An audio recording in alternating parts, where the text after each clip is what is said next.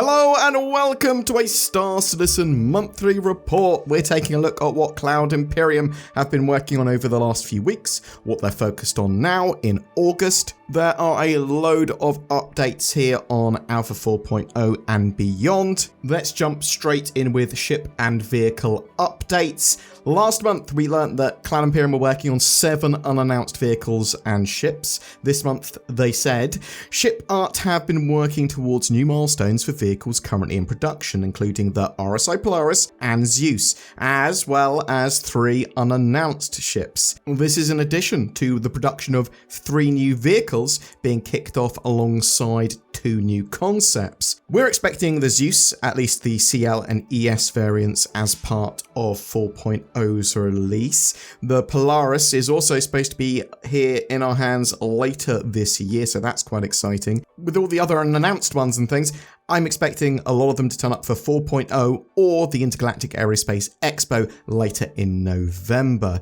though we can also expect a new Aegis ship for Alpha 3.24. The gameplay feature teams progressed with a wide variety of features, beginning with Charge and Drain. They added networking support to the wider feature, and for bringing unpowered items back to life. They implemented weapon rollback and supported UI implementation. Progress was made on the overheat mechanic, improving ways to tune heat values. All energy weapons will have the potential to overheat, they said. So the thing with the charge and drain stuff is that you'll be able to basically remove the distortion damage from a component, which is obviously going to be very important. And you'll be able to temporarily sort of get a component working again that was otherwise damaged or unworking. And overheating is just another part of that engineering gameplay. Tasks were also completed for light amplification, which is basically night vision, a little bit different but close enough, adding control hints to toggle it on and off on supported scopes, while bugs were fixed for the fire extinguisher and quantum travel for server meshing. Gameplay features continued improving control surfaces, so this is ships flying around in atmosphere and that sort of stuff, addressing various tuning issues, while 0G traversal markers were also implemented. For the multi-function display rework, comms lists, hail target and comm call functionality was added. Work also began on weapon groups to allow players to switch between group presets. Significant progress was made on jump points, with gameplay features providing design with the ability to define exit locations, which will also have physics force to push players away from the exit. Players will now also get pulled into the tunnel one by one when making a jump. Obviously, it's super important to have people be able to make entry and exit into jump points safely so that they don't explode because they've sort of collided with a ship when they go in or out. Improvements were also made to tunnel generation. For example, the team now has radial control over 8-way logic, better control point tension parameters, more accurate section probability, and improved stability. The tunnels are less prone to self-intersect at corners. Alongside this, updates were made to the jump UI. Engineering gameplay also saw progress, including making fully distorted items consume resources despite not being functional. So that's one of the downsides of having an item that is going to be distorted or be affected by distortion damage, is that they're still going to attempt to be used by the system. They're going to be hemorrhaging resources, basically. Support was added for Master Modes too, with quantum drives now going fully offline in SCM mode and shields going offline in nav mode. The engineering screens and MFDs progressed, with tasks being on power presets and the assignment UI. Life support and fuel information were added, while the power display was improved. The radar and scanning features progressed, with gameplay features adding delta signatures to the HUD and MFDs and moving the jammer from the signature system to radar component for easier integration with other systems. More info was added to the charge scan UI, including maximum held charge, a notification when attempting to scan during cooldown, and a fade out and collapse animation. The overall HUD was polished and decluttered as well. For example, nameplates only show for targeted ships, distances only appear for targeted and pinned ships, target information shows for scanned targets, and how long target information is shown was decreased. Audio signature emissions were added, while the devs began implementing FPS ping counterplay, with players being detected and highlighted if they FPS ping depending on various factors. The new vehicle annunciator system was added, which supports power, weapons, thrusters, shields, proximity radar, quantum missiles, coolers, and shots. So I believe this is either going to be sounds or lights and little easily to see at a glance visuals with those systems on, or a mixture of the two. Work continues on the mission refactor. The team added the option to spawn objectives at random points near planets, both inside and outside the atmosphere. Alongside this, the ability to attach objectives to players was added, contract generation was improved, and the new contract broker service was implemented. The latter was created by the online services team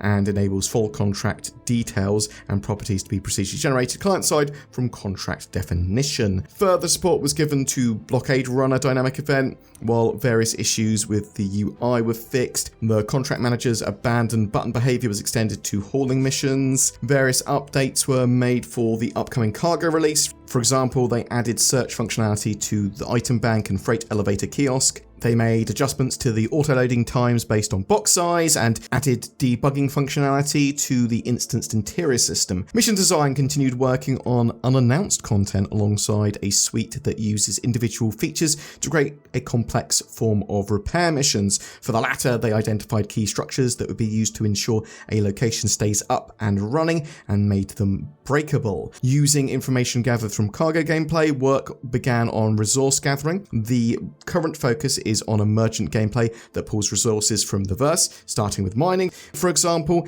if a location requests a specific resource, the player can choose how to acquire it, be it mining, buying, or piracy. It's not a specific cargo like it is currently in the cargo hauling missions, where it goes, this is the mission cargo, and it goes, you can produce these resources anywhere and just take them to the mission area where we want you to bring the cargo. Alongside this, progress was made on the mission system refactor, which will change how missions are offered and future-proof the wider system. It also creates an opportunity to fix legacy issues and folder structures and reassess existing missions. They'll also be able to implement new features into the mission system to allow greater control and create more MMO-style features and content.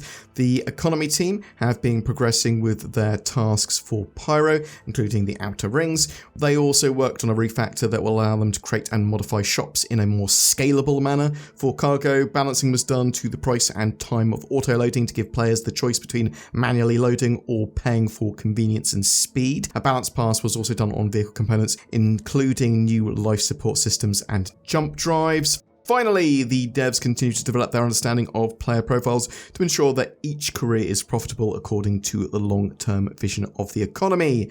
The narrative team, they've been working to support development for Alpha 4.0. This included a mixture of mission text, brainstorming ideas for additional mission content, and delving into some of the various locations being placed by the environment and design teams. The narrative designers spent time overseeing the presence of social AI in various locations, making sure the areas are not only marked up correctly, but the general vibe and feeling of the area is accurately represented. An initiative was also started within the team to overhaul some of the social spaces to better reflect the intended tone of the location. On the Star Citizen 1.0 front, narrative worked closely with design to define mission providers and aspects of reputation. Work also started on initial scripting and development of additional location stories for players to discover. A variety of lore content was published to the website, including a pair of Whitley's guides for the Vulcan and Carrack, as well as another batch of Galactopedia entries. In-game branding continued wrapping up tasks for jump points and the Pyro system,